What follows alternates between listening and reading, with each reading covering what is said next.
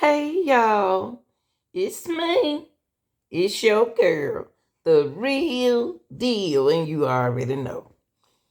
Look, y'all, I wanted to get into this reaction on a young lady by the name of Ariana Barnes.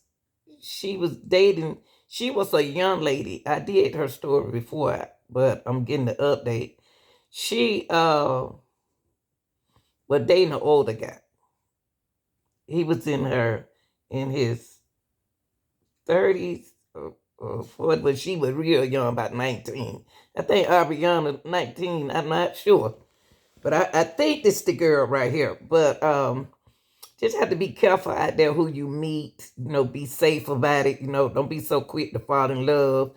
Get to know a person. Take your time.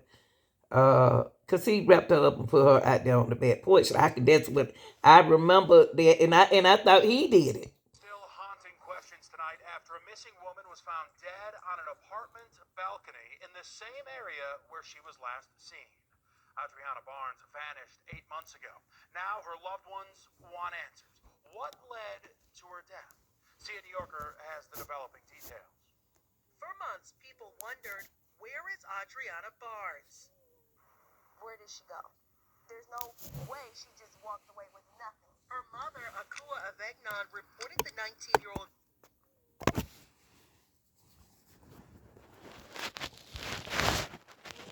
woman missing last July to Warrensville Heights police. She said Adriana was at an armed services recruiting office, then headed to her boyfriend's, and then vanished. The last place that I know she was at her boyfriend's house on Warner Road in Cleveland. For months, detectives said there were no new leads in this case until a shocking discovery this week at this apartment building. Warner Road in Slavic Village, the same street where Adriana was found dead on Thursday. Police say a cleaning person found the woman's body on the balcony, wrapped in a blanket. Cleveland police are now handling the investigation, but Detective Gregory Curry from Warrensville Heights worked on Adriana's case at the start. He told 19 News then he was not ruling out foul play. I know that speaking with the recruiters, they picked her up at the boyfriend house in Cleveland. They then got her back off there. They just don't know if she went back into the apartment or if she walked away. Leaving many wondering what happened to Adriana Barnes. Has her body always been here, or was it recently moved? I'm like, it really make me feel sick. The Cuyahoga Medical Examiner's Office is conducting an autopsy to find out how Adriana died. We spoke with Adriana's mother, but understandably, she was too distraught to talk on camera at this time. But she told us then, It's hard because I don't have my child. reporting in Cleveland, I want my child. see a New Yorker, 19 News. All right, real deal. This is the second half Adriana story. The boyfriend did it. I thought I did this story. I already did this. But I couldn't pull it up, so I'm gonna have to go through there again and see what the title I named, because I put her name on there. But it must have been on my short. But the man it was sentenced, and the mom confronting him. So let's get into it, okay? Everything you're going to get. Those are the words from a mother to her daughter's killer today in court. Minutes later, 40-year-old Bennie Washington was sentenced to 30 years Yeah. of life in prison for murdering Adriana Barnes. Now, Washington was arrested in March of last year after Barnes' body was found on the balcony of his apartment. He was found guilty a few weeks ago on 2 counts of murder and 2 counts of felonious assault, as well as other charges. Barnes' mother, who says Washington actually helped her look for her daughter, also told Oh him, yeah. quote, I hope every time you close your eyes. Okay, we did this story. We did it. We already did this, but I'm gonna put it out there again. But yes, he helped. Do y'all remember? He helped the mom look for her child. He knew the whole time he did something to her. Ain't that sad? That's sick.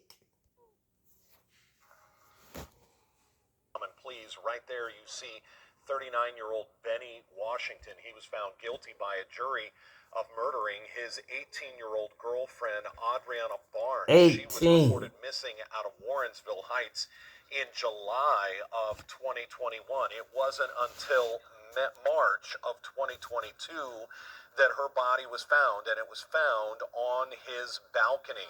According to the prosecution, she was shot in the head. He then took her body, put it on the balcony of his apartment building, covered it up with cardboard, clothes, duct tape, plastic. It wasn't until he was evicted months later that the cleaning crew went in to clean the apartment, and that's when Adriana Barnes's body was discovered.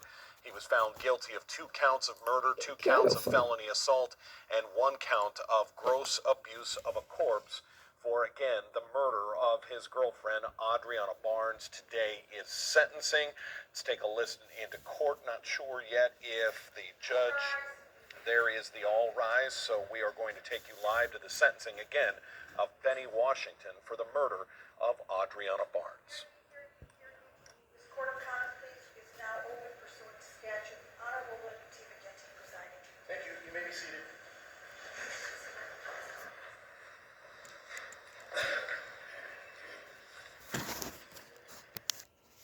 So we're back on the record, case number 668858. We were last in court when the jury returned the verdict of guilty. Various counts that we were going to go sentencing with. And we are also here, we have a case, we have 660340. Has anything resolved on that case? Yes, sir. Okay, great. Is the court going to be made aware of that at some point in time? Yes. Yeah, just go through what we have to take care of here today. Sure. I don't know what you're doing, so... Why they talking so fast? Hold on, yeah. Okay. We could do the plea if you want. Get it all done so we have one sentencing. Sure.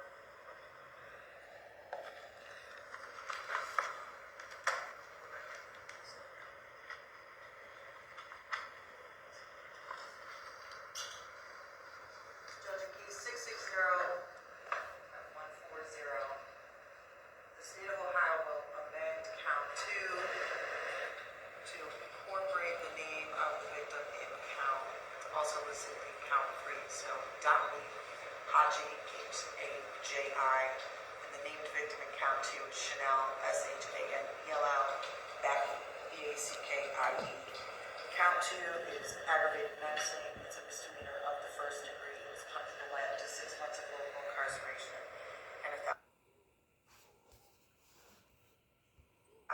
fine. It's the state's understanding the defendant withdraws previously under plea of not guilty, enter plea of guilty to amended count 2, and on condition of that forthcoming change of plea, the state will move to dismiss the rest of that indictment. Okay. So representing the defendant at this time, Michael Parkwell, Vice President of the Court. Michael, is that your understanding as well? Yes, with the understanding that any time it was Correct. It's a misdemeanor, so by law it has to be convicted, as you're well aware. So, Mr. Washington, I need to ask you a series of questions. If you'll answer out loud, I would appreciate it. Sir, how old are you? 4. How far did you go to school? 12th grade. Can you read and write? Yes. Understand what you're doing in court here today? Yes. Okay, you hear what the prosecutor said? Yes. Hear what your lawyer said? Yes. Okay, in order to accomplish that, it's necessary for you to waive or give up certain constitutional rights. They are as follows. You give up your right to a trial by jury. Yes. You give up your right to have the state of Ohio prove you guilty beyond a reasonable doubt. Yes. You waive your right to subpoena witnesses to come to court for the trial of the arson case. Yes. You waive the right to have Mr. Partlow cross-examine the witnesses at the arson case, because with your plea there'll be no trial. Yes. Okay. Are you presently on probation, parole, community control sanction, or post-release control for any other case? No. Okay. You understand that no prison sentence will be imposed on this, and any sentence you receive will be concurrent? Yes. Okay. The only sentence you get is up to 180 days in the county jail and up to $1,000 fine. Do you understand that? Yes. Okay, great. You understand that the amendment that was made here was to include the name of Dominique Page to count number 2 of the indictment? Yes. Great. You satisfied with criminal rule 11? Yes, sir. Michael? You got $1,000. I comply with criminal rule 11? Okay. So then, Bennie Washington, let me ask you, how do you plead to amended count 2, which is now amended with the inclusion inclusion of the name Dominique Hodge, a misdemeanor of the first degree of aggravated menacing, violation of 2903.21A. Okay, let the record reflect the court finds that the defendant has knowingly, voluntarily, with the full understanding of his rights, entered his change of plea to guilty. The court accepts that plea, makes a finding of guilt, and on the recommendation of the prosecutor's office annuls the other counts. All right, now that we have that done, you guys can sit down. Thank you.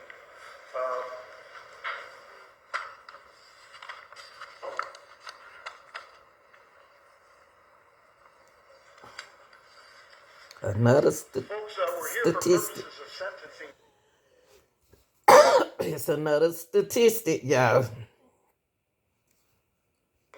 and as we get into the sentencing hearing, I would like to read you the duties that are imposed upon the trial court when imposing sentence. So I would start off by saying is that I will listen to everything that's said here in court today, especially the victim impact statement, if any. There has been a trial of this matter, and the court, I think, listened pretty closely as to the evidence that was produced at trial. And I have to formulate my decision based upon the overriding principles and purposes of felony sentencing, namely to protect the public from future crime by the defendant or others, and to punish the offender using the minimum sanctions that the court finds will accomplish those purposes without imposing an unnecessary burden on state or local government resources. To achieve these purposes, the court has considered the need for incapacitation, deterrence, rehabilitation, and providing for restitution.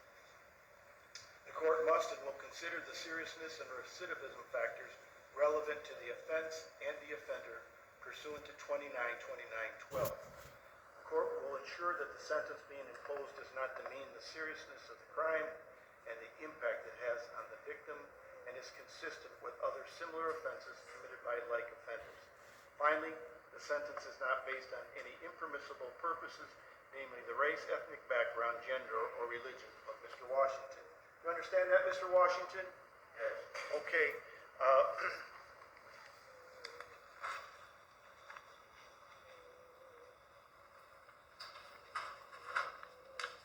So over at the council table for the state of Ohio, I forgot to introduce you, I apologize.